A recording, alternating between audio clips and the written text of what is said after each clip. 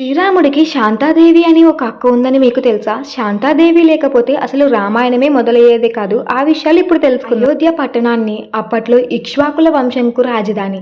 ధర్మపరుడు, ప్రజాహిత సంకల్పుడు అయిన దశరథ మహారాజు ఇక్కడ పాలన సాగిస్తూ ఉండేవాడు. దశరథ మహారాజుకు ముగ్గురు మహారాణులు. వారి పేరు కౌసల్య, కైకేయి ఇంకా సుమిత్రాదేవి. ప్రభువైన దశరథుడు ఎంతో కాలం సంతానం లేక కలత చెందేవాడు.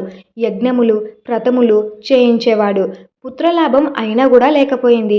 అయితే విధి క్రమంలో కాలచక్రానుసారం మొదటిగా జన్మించిన బిడ్డే ఒక సతీశీలురాలు శాంతాదేవి. శాంతాదేవి జన్మించినప్పుడు అయోధ్యలో వింత వెలుగులు కురిశాయి. గగనంలో తారకలు ప్రసరించాయి.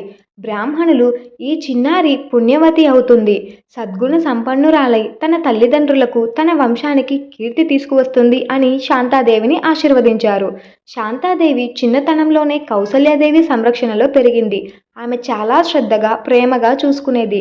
శాంతాదేవి విద్య, సాంప్రదాయం, సంగీతం, నృత్యం, శాస్త్రాలు అన్నిటిలోనూ ప్రతిభ చూపించేది. అయితే దశరథ మహారాజుడికి ఒక స్నేహితుడు ఉండేవాడు, అంగరాజు రోమపాదుడు. అతనికి సంతానం లేక మనసులో దుఃఖం. ఒకసారి అయోధ్యకు వచ్చి దశరథునితో కలిసినప్పుడు శాంత తనకు దత్తపుత్రికగా ఇస్తే తన వంశం నిండిపోతుందనే వాక్యం పలికాడు. అయితే దశరథ మహారాజు తొలుత సందిగ్ధంలో పడాడు. కానీ మహారాణులు, పురోహితులు కూడా సలహా ఇచ్చారు. దత్తత ఇవ్వడం కూడా ఒక విధమైన కర్మఫలం అని. శాంత అక్కడ పెరిగినా కూడా నీకు గౌరవమే వస్తుంది అని చెప్పారు. అందువల్ల చిన్న వయసులోనే శాంతాదేవిని రోమపాదునికి దత్తతగా ఇచ్చారు. శాంత అంగరాజ్యంలో రాజకుమార్తెగా పెరిగింది. అక్కడ ప్రజలందరూ ఆమెను చాలా బాగా ప్రేమించేవారు. ఇలా ఉండగా కాలక్రమంలో అంగరాజ్యంలో వర్షాభావం ఏర్పడింది. పంటలు పండలేదు. గోపాలకులు, రైతులు దుఃఖించారు. నదులు ఎండిపోయాయి. పూజారులు దేవతలను కోపించారు. మహర్షి సన్నిధి కావాలి, అతని యజ్ఞం ద్వారానే వర్షాలు కురుస్తాయి అని పురోహితులు చెప్పారు. రాజ్యంలో ఉన్న అందరూ కలిసి ఒక పరిష్కారానికి వచ్చారు. ఋష్యశృంగ మహర్షిని అంగరాజ్యంలోకి రప్పించాలి అని. ఆయన తపస్సు శక్తితోనే వర్షాలు కురిపిస్తాయి అని చెప్పారు. కానీ ఇక్కడ ఒక సమస్య ఉంది. అది ఏమిటంటే ఋష్యశృంగుడు తన తండ్రి వశిష్ఠ శిష్యుడైన ఋషి వశిష్ఠ కుమారుడు. ఆయన అడవుల్లోనే తపస్సు చేస్తూ ఉండేవాడు. ఆయనను బయటికి రప్పించడం కష్టమే. అప్పుడు అంగరాజు రోమపాదునికి ఒక యుక్తి చెప్పబడింది. శాంత తన పావన స్వభావముతో ఋష్యశృంగుణ్ణి ఆకర్షించి ఆయనను నగరానికి రప్పించాలి అని చెప్పాడు. అయితే ఋష్యశృంగుడు చిన్నప్పటి నుండి వనంలోనే పెరిగాడు. స్త్రీలు అన్న సూత్రం ఆయనకు తెలియదు. ఆయన తపస్సులో పూర్తిగా లీనమైపోయి ఉన్నాడు. ఇలా ఉండగా ఒకరోజు శాంతాదేవి తన సకులతో కలిసి గంగానది తీరానికి వెళ్ళింది. అక్కడ తపస్సులో ఉన్న ఋష్యశృంగుణ్ణి దర్శించింది. మొదట ఆయన కళ్ళల్లో ఆశ్చర్యం మెదిలింది. ఇది ఎవరు? నది తరంగాల కన్నా మృదువైన ముఖమా, చంద్రుడి వలె ప్రకాశించే శరీరమా అని తనలోనే తను అనుకున్నాడు. శాంత చిరునవ్వుతో అతన్ని పలకరించింది. ఓ మహర్షి, మీరు తపస్సులో లీనమై ఉంటే మేము ఎందుకు పాపమయ్యాము? మనము స్నేహం చేయకూడదా అని అడిగింది. ఋష్యశృంగుడు సిగ్గుపడి, నేను ముని, స్త్రీ సాంగత్యం నాకు శోభించదు అని అన్నాడు. అప్పుడు శాంతాదేవి మృదువుగా ఇలా పలికింది. ఓ మహర్షి, నేను సాధారణ స్త్రీని కాదు. మీ తపస్సు శక్తిని లోకహితానికి ఉపయోగించుకోవడమే నా సంకల్పం. మీరు మా రాజ్యానికి వస్తే దుష్కాలం తొలగిపోతుంది, ప్రజలు సుఖపడతారు అని చెప్పింది. ఈ మాటలు విన్న ఋష్యశృంగుడు హృదయం కదిలింది. అతని తపస్సు ఫలితం ప్రజాహితం కావాలనే ఆలోచనలో ఆమెతో కలిసి రాజ్యానికి వెళ్ళడానికి సిద్ధపడ్డాడు.